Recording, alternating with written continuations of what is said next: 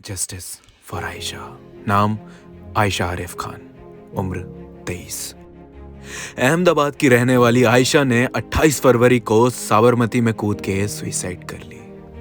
वजह दहेज, डाउरी। 2018 में शादी होने के बाद वो काफी खुश थी उस नए घर में शुरुआती दौर में, पर जैसे जैसे वक्त बीता आयशा के ऊपर दबाव डालने लगे उसके सास, ससुर और इनफैक्ट हस्बैंड भी।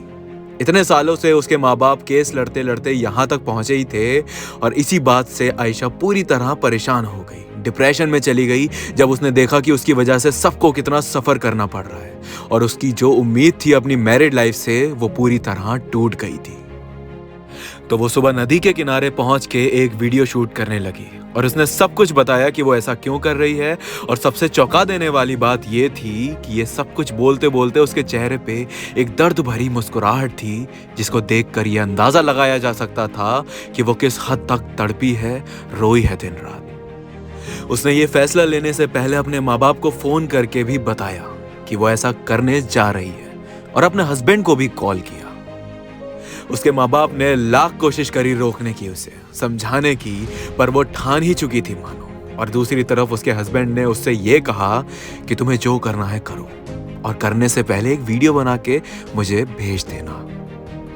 इस बात से ये साफ जाहिर होता है कि वो इंसान कितना खुदगर्ज, कितना सेल्फिश था, जिसने मरते हुए शख्स को रोकने की भी कोशिश नहीं की, बात तक करने की कोशिश नहीं की। और शायद यही वजह रही कि आयशा का ये फैसला और भी ज्यादा मजबूत हो गया, क्योंकि उसने प्यार के अलावा कुछ मांगा ही नहीं। और ये बात उसने बोली भी कि कुछ लोगों को शादी के बाद भी कभी प्यार नहीं मिलता। और ये एक केस नहीं है जहां एक लड़की को सताया जा रहा है दहेज के नाम पे और वो सुसाइड जैसे रास्ते अपना रही है इस सबसे बाहर निकलने के लिए।